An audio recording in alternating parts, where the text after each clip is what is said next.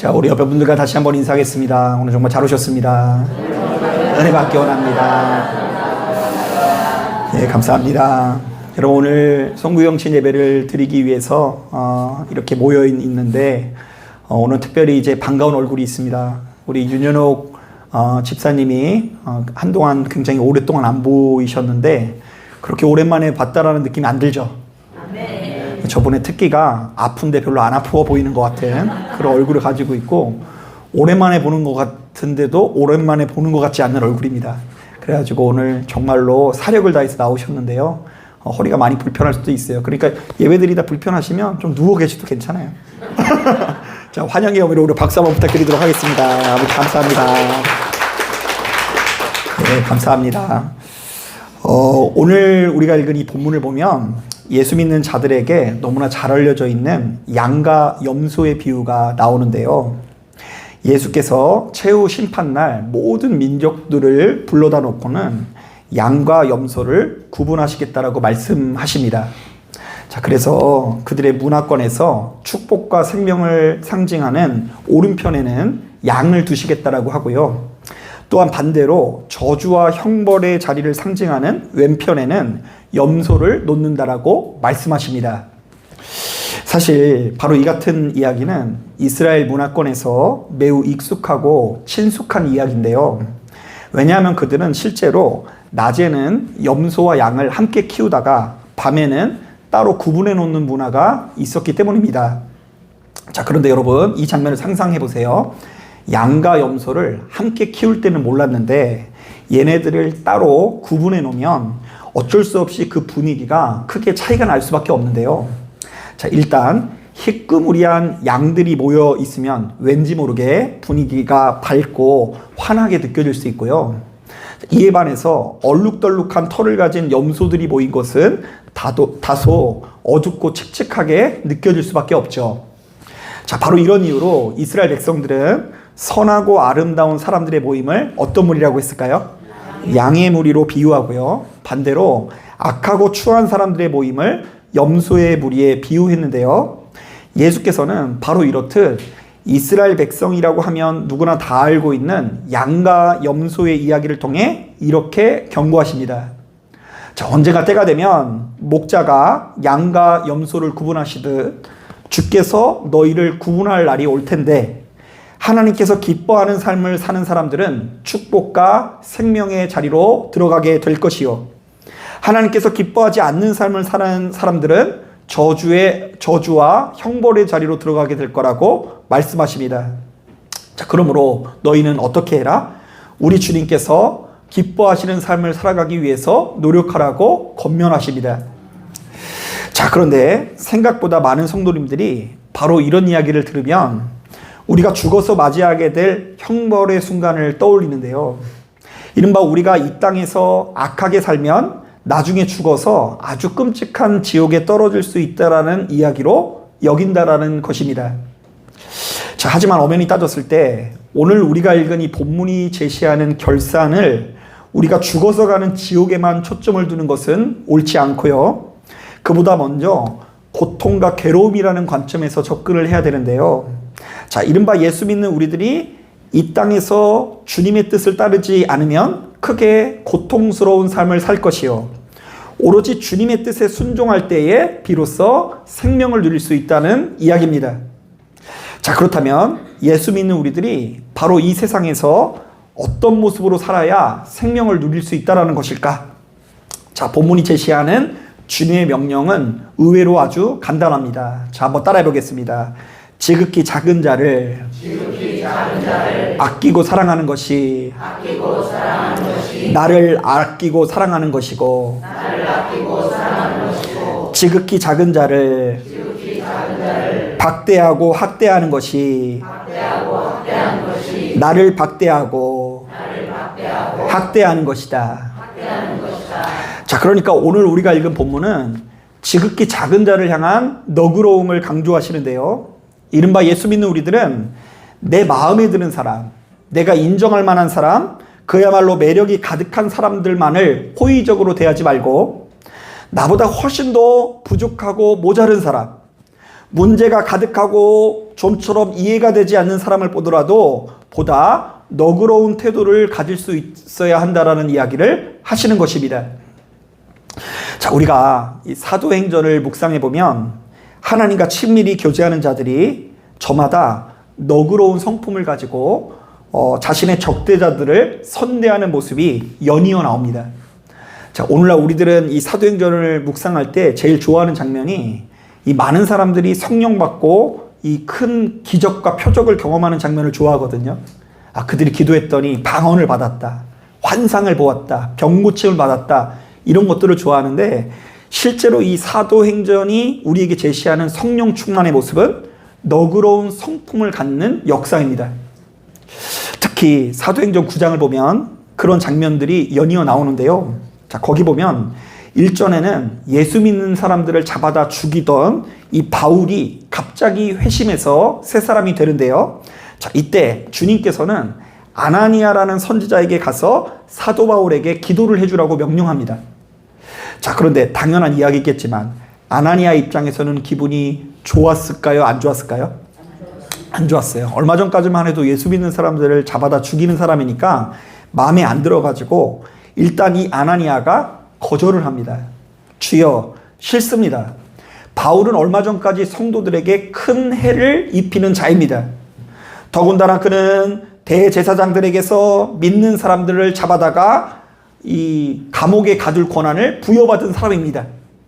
자, 하지만 아나니아는 성령 충만한 사람이기 때문에 그럼에도 불구하고 바울에게 가서 기도를 해줬을까요? 안 해줬을까요? 예, 해주게 됩니다. 자, 그래서 바울의 눈에 있는 이 비늘이 떨어지고 이 아나니아의 너그러움 때문에, 아나니아가 가지고 있는 이 순종 때문에 바울이 새 사람이 되는 역사가 나타나게 됩니다. 자, 그리고 바로 그 뒤의 장면을 보면 바울이 예루살렘에 돌아와 복음을 전하는 장면이 나오는데요.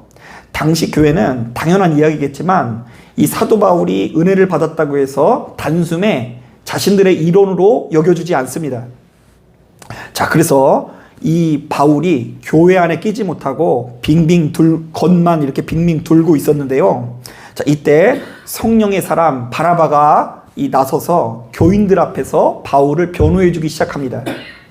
갑자기 그가 일어나서 바울이 어떻게 주를 만났는지를 성도들에게 소개해 주고요.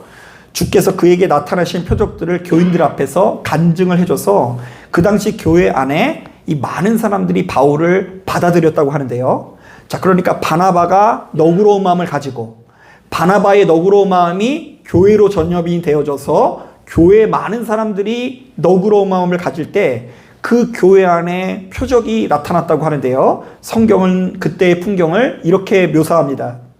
그리하여 온 유대와 갈릴리와 사마리아 교회가 평안하여 든든히 서가고 주를 경외함과 성령의 위로로 진행하여 수가 더 많아지니라. 자, 그러니까 초대교회 안에 일어난 부흥은 단순히 성령 받은 제자들에게 일어난 부흥이 아니라 성령 받고 너그러워진 제자들에게 나타난 부흥이라고 할 수 있는데요. 이른바 제자들이 성령을 받고 너그러워지니까 수천 년 전에 이사야 선지자가 예언했던 것처럼 이리가 어린 양과 함께 살고 사자가 소처럼 풀을 뜯고 젖 먹는 아이가 독사의 구멍에 손을 넣는 이 장난쳐도 물지 않는 세상이 오는 역사가 나타났다라는 이야기를 하는 것입니다.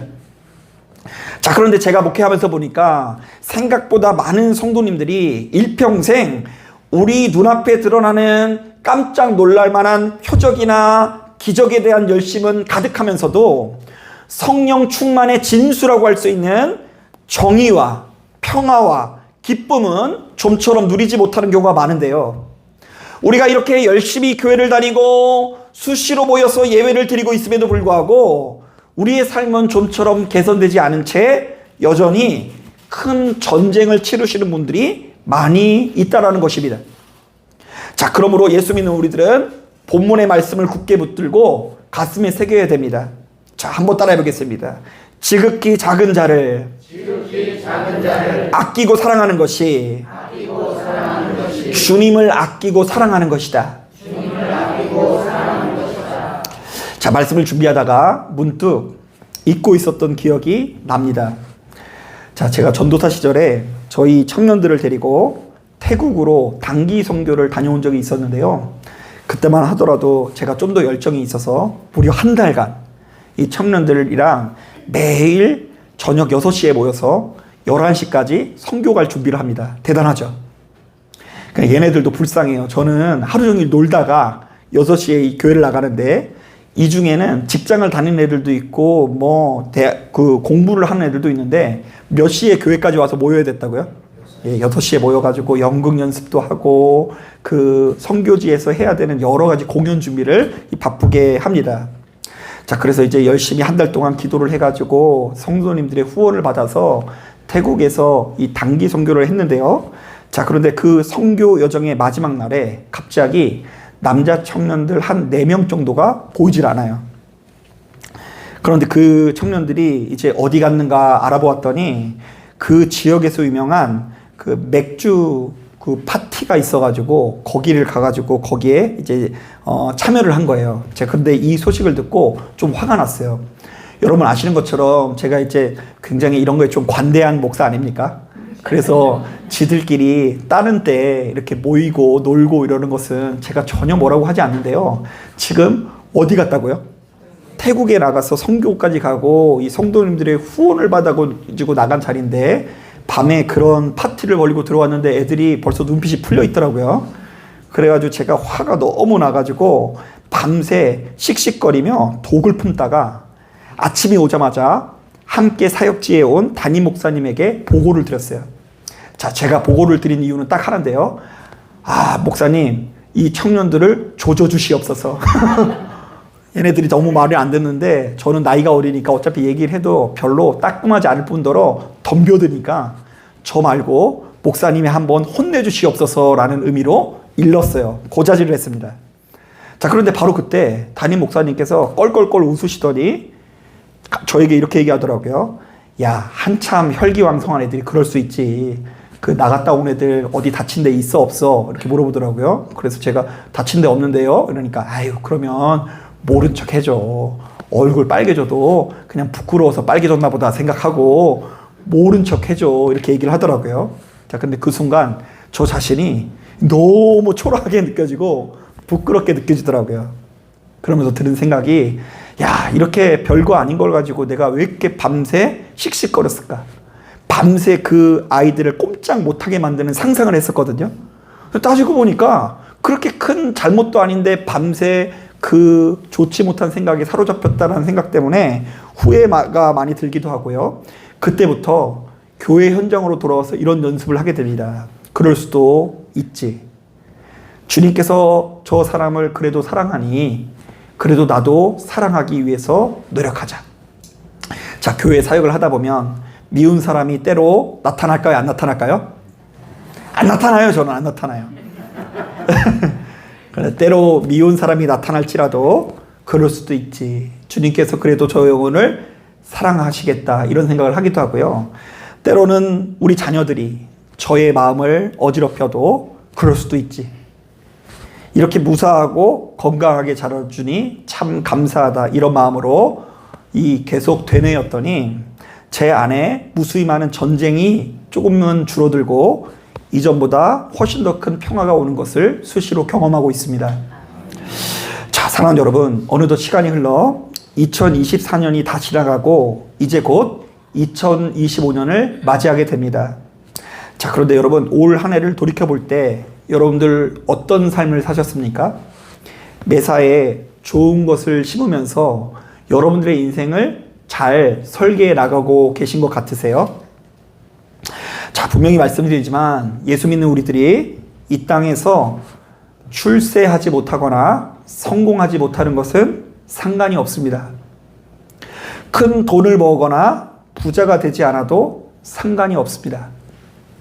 자, 예수 믿는 우리들에게 가장 큰 불행은 돈을 모으지 못하는 것이 아니라 사랑을 받아본 적도 없고 사랑을 주지도 못하는 삶을 살아가는 것이 가장 큰 불행입니다. 여러분, 우리의 심령에 여러 가지 고통이 찾아올 수 있습니다. 우리의 심령에 고독이 찾아올 수도 있고 외로움이 찾아올 수 있어요. 자, 여러분, 사람이 어찌할 수 없는 그 고독과 외로운 순간에 여러분 무엇으로 푸세요? 술로 풀어지는 고독이면 술로 풀어보세요. 어떤 분은요, 그 허전한 마음을 달래질 못해서 술이 아니라 일로 푸시는 분도 있어요. 일을 안 하는 내 삶을 견디지를 못해요. 그래서 차라리 뭐라도 하는 게 좋아요? 일이라도 하는 게 좋습니다. 어떤 사람은 술이 아니라 일이 아니라 돈으로 자신의 삶을 만족시키려고 하는 분들도 있습니다. 또 어떤 분들은 그냥 의미 없는 여러 가지 모임을 통해서 자신의 마음을 달래려고 합니다. 자, 그런데 여러분, 그 허전한 마음, 상한 마음 달랠 수 있는 유일한 길은 사실은 엄연히 따졌을 때 사랑밖에 없는 줄로 믿습니다. 아멘. 충분히 사랑받는 행복한 경험이 여러분들의 인생의 여러 가지 고통과 괴로움을 벗어나 생명을 누리게 만들고, 충분히 사랑받았기 때문에 주변의 많은 사람들에게 충분히 사랑을 줄 수 있는 삶을 살아가는 것이 우리에게 주어져 있는 평화와 안식의 길입니다. 그러므로 우리는 지금 내 눈앞에 서 있는 지극히 작은 자를 우대해야 되는 의무, 즉 우리의 눈앞에 서 있는 지극히 연약한 자들을 조금 더 아끼고 사랑해야 되는 의무를 반드시 지켜내야 될 줄로 믿습니다.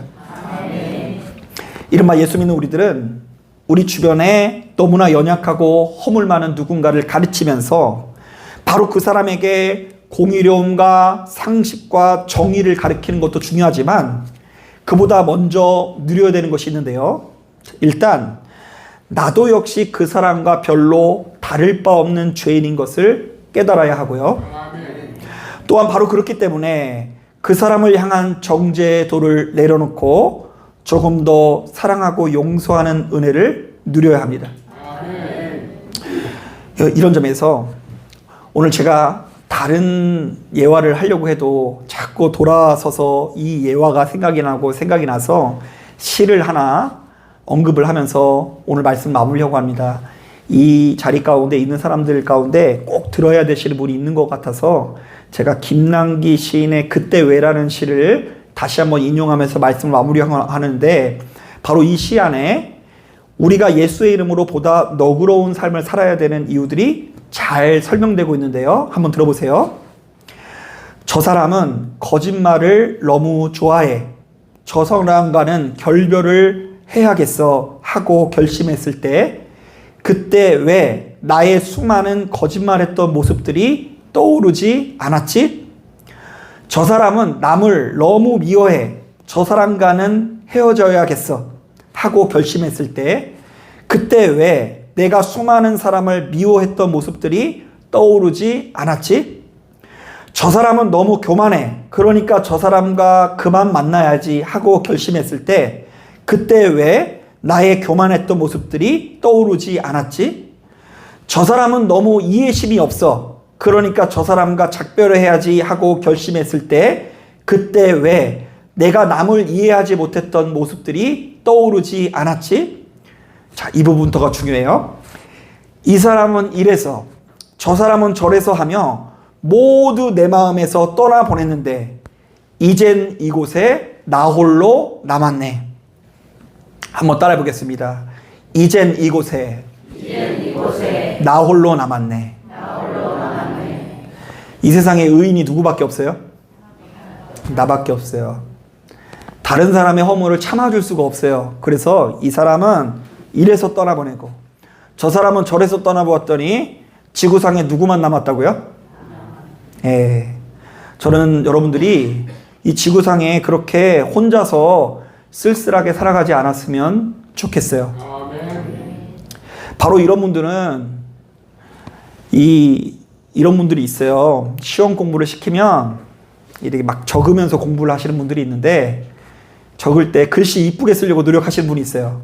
그러면 이제 연습장에 막 쓰다가 내 마음에 안 들면 그 연습장을 어떻게 해요? 막 찢죠? 그러다가 밤새 가지고 첫 페이지에 있는 것은 만점인데 뒤에 있는 것은 보지 못한 채 시험 보는 분들이 많이 있어요. 자, 그런데 이제 그런 성품이 있다 보니까 마음에 안 드는 사람만 보면 연습장을 찢듯이 어떻게 한다고요? 찢어버리는 거예요. 이제 작별하고 안 보려고 해요. 자, 그랬더니 이 지구상에 누구만 남았다고요? 나만 남고, 지금 당장에는 속이 편하고 역시 사람이랑 어울리는 것은 피곤한 일이야, 그렇게 행복하게 느낄지 모르겠으나 결국에는 슬피 울며 이를 가는 날이 온다는 것을 기억해야 합니다. 그래서 우리는 내가 하고 싶은 대로 살 것이 아니라 내가 하기 싫더라도 주님께서 명령한 대로 지극히 작은 자를 선대하는 법을 배워야 합니다. 잘 나가는 사람과 잘 지내는 거 누구나 할 수 있어요. 못나고 부족한 사람이랑 잘 지내는 거 얼마든지 할 수 있습니다. 마음에 안 드는 사람, 미운 사람, 정말로 별거 아닌 것처럼 보이는 사람을 존중하며 그들과 함께 어울리는 삶을 살아가는 법을 배울 때에 우리의 인생이 더욱더 풍요로워질 뿐만 아니라 이유를 알지 못하는 괴로움이 벗어나 정말로 주께서 허락하시는 참 생명을 누릴 수 있다는 것을 믿으시는 저와 여러분들이 되시기를 주님의 이름으로 축복합니다. 자, 기도하겠습니다.